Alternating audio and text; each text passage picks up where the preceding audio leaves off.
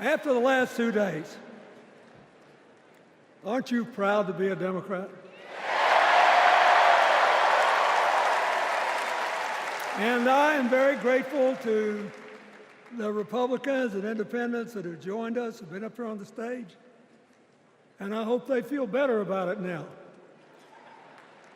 Because I've seen all these things that even I have to be reminded of from time to time when I get my spirits down. I love seeing the Obamas here. I love seeing President Biden. And I thought Hillary gave a great speech, too. And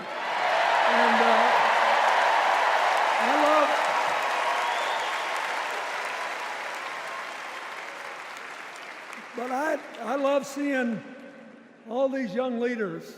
A bunch of them are coming up after me. They look better, they sound better, and they'll be exciting.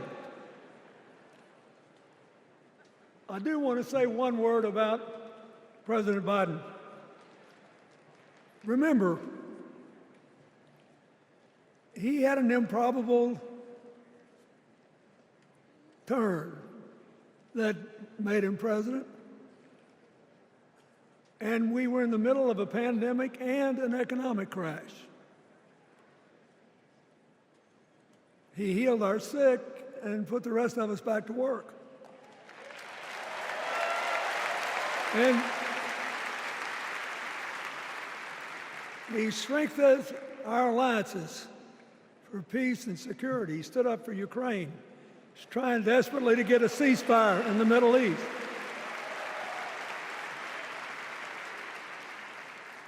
And then he did something that's really hard for a politician to do. He voluntarily gave up political power. And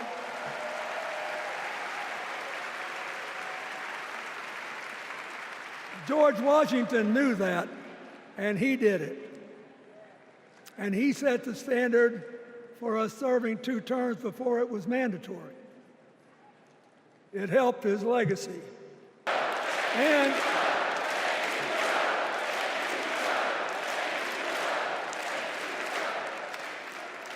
he kept the faith, and he's infected a lot of the rest of us.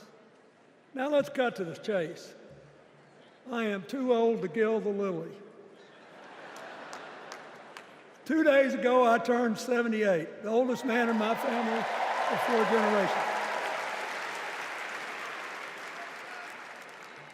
And the only personal vanity I want to assert is I'm still younger than Donald Trump.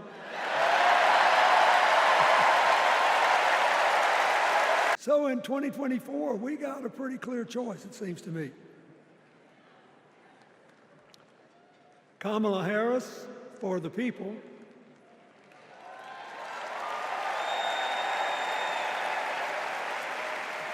and the other guy who's proved even more than the first go-around that he's about me, myself, and I. I know which one I like better for our country.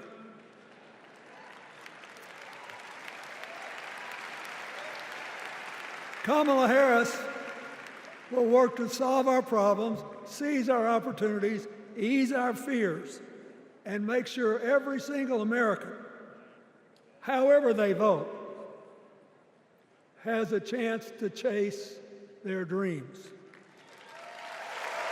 You know, when she was young, she worked at McDonald's.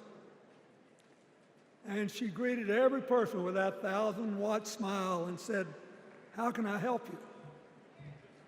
Now she's at the pinnacle of power, and she's still asking, "How can I help you?"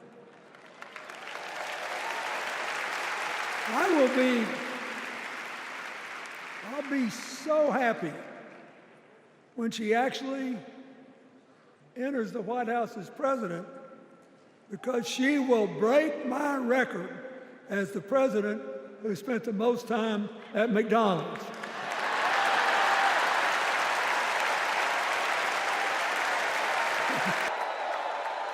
Thank you, first of all, to Vice President Harris. Thanks for putting your trust in me and for inviting me to be part of this incredible campaign. And a thank you to President Joe Biden for 4 years of strong, historic leadership.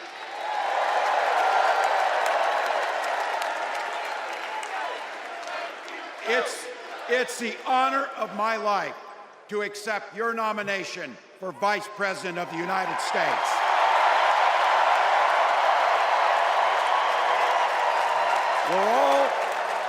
We're all here tonight for one beautiful, simple reason.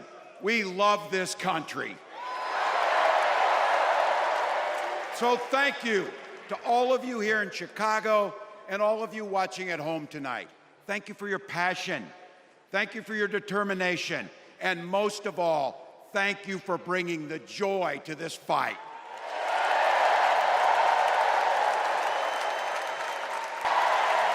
I represented my neighbors in Congress for 12 years, and I learned an awful lot. I learned how to work across the aisle on issues like growing the rural economies and taking care of veterans. And I learned how to compromise without compromising my values. Then I came back to serve as governor, and we got right to work making a difference in our neighbors' lives. We cut taxes for the middle class. We passed paid family and medical leave. We invested in fighting crime and affordable housing. We cut the cost of prescription drugs and helped people escape the kind of medical debt that nearly sank my family. And we made sure that every kid in our state gets breakfast and lunch every day. Says you can't go home again.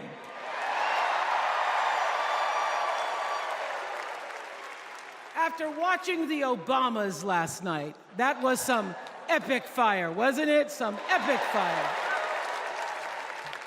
We're now so fired up, we can't wait to leave here and do something.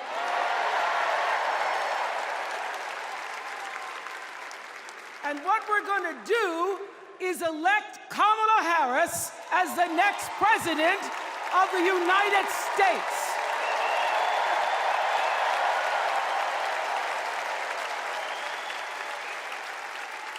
I am so honored to have been asked to speak on tonight's theme about what matters most to me, to you, and all of us Americans: freedom.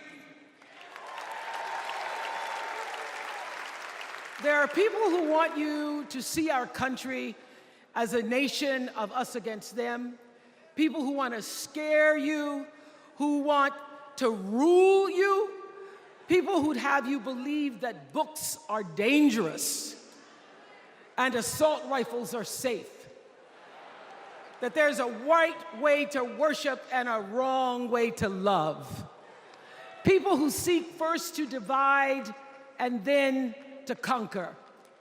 But here's the thing. When we stand together, it is impossible to conquer us. Sense tells you that Kamala Harris and Tim Walz can give us decency and respect. They're the ones that give it to us. So, we are Americans. We are Americans. Let us choose loyalty to the Constitution over loyalty to any individual. Because that's the best of America. And let us choose optimism over cynicism, because that's the best of America. And let us choose inclusion over retribution. Let us choose common sense over nonsense.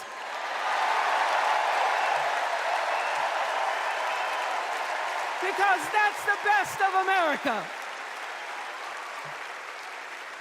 And let us choose the sweet promise of tomorrow over the bitter return to yesterday. We won't go back. We won't be set back, pushed back, bullied back, kicked back. We're not going back.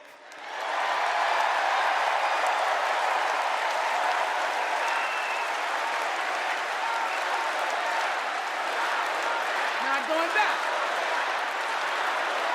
We're not going back. So, let us choose. Let us choose truth. Let us choose honor. And let us choose joy.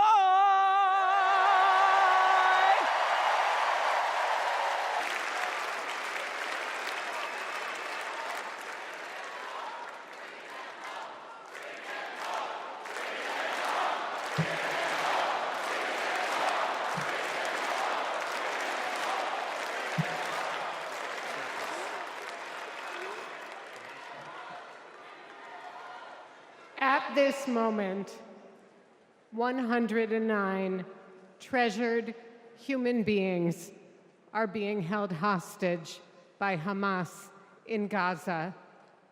They are Christians, Jews, Muslims, Hindus, and Buddhists. They are from 23 different countries. The youngest hostage is a 1-year-old red-headed baby boy, and the oldest is an 86-year-old mustachioed grandpa. Among the hostages are 8 American citizens. One of those Americans is our only son. His name is Hirsch. He's 23 years old. And like Vice President Kamala Harris, Hirsch was born in Oakland, California. Hirsch is a happy-go-lucky, laid-back, good-humored, respectful, and curious person. He is a civilian. He loves soccer, is wild about music and music festivals, and he has been obsessed with geography and travel since he was a little boy. His bedroom overflows with atlases, globes, maps, and National Geographic magazines. On October 7th, Hirsch and his best friend, Honor, went to a music festival in the south of Israel. It was advertised as celebrating peace, love, and unity. They also went to celebrate Hirsch's 23rd birthday. As rockets began to fall, Hirsch, Honor, and 27 other young festival goers took refuge in a 5-foot by 8-foot bomb shelter. Terrorists began to throw grenades into the shelter. Honor stood in the doorway and repelled 7 of those grenades before the 8th one killed him. Altogether at the Nova Music Festival, 367 young music lovers were killed. This was just one of the many attacks on neighborhoods and communities in southern Israel on that terrible day. In total, 1,200 were killed, including 45 Americans. Hirsch's left forearm, his dominant arm, was blown off before he was loaded onto a pickup truck and stolen from his life and me and John into Gaza. And that was 320 days ago. Since then, we live on another planet. Anyone who is a parent or has had a parent can try to imagine the anguish and misery that John and I and all the hostage families are enduring. Rachel and I are comforted to be back in our sweet home, Chicago. We were both born and raised here, and our families still live here. This is a political convention. But needing our only son and all of the cherished hostages home is not a political issue. It is a humanitarian issue.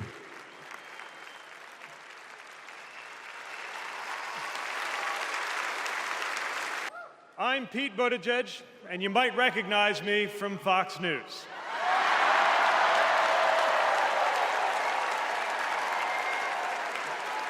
I believe in going anywhere, in service of a good cause, and friends, we gather in a very good cause, electing Kamala Harris and Tim Walz, the next President and Vice President of the United States.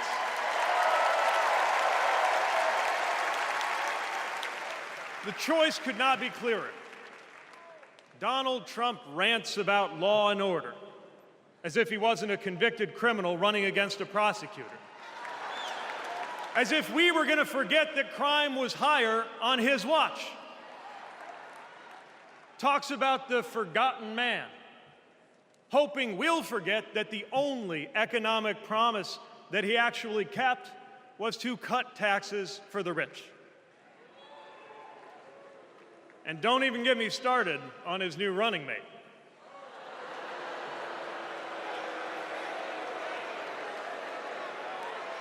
At least Mike Pence was polite. J.D. Vance is one of those guys who thinks if you don't live the life that he has in mind for you, then you don't count. Someone who said that if you don't have kids, you have, quote, no physical commitment to the future of this country. I believe America is ready for a better kind of politics. Yes, politics at its worst can be ugly, crushing, demeaning, but it doesn't have to be. At its best, politics can be empowering, uplifting. It can even be a kind of soul craft. My faith teaches me that the world isn't made up of good people and bad people, but rather that each of us is capable of good and bad things. What's up, DNC? All right, y'all remember this big old book from before? When Colorado Governor Jared Polis ripped a page out of it? This is Project 2025, the Republican blueprint for a second Trump term. It is a, boo. It is a real document that you can read for yourself at kamalaharris.com/Project 2025. You ever seen a document that could kill a small animal and democracy at the same time? Here it is. You know how when you download an app and there are hundreds of pages there that you don't read, it's just the terms and conditions, and you just click agree, right? Well, these are the terms and conditions of a second Trump presidency. You vote for him, you vote for all of this. Remember, everything that we just talked about is very real. It is in this book. You can read it online at kamalaharris.com/Project 2025. And most importantly, you can stop it from ever happening by electing Kamala Harris as the next president of the United States.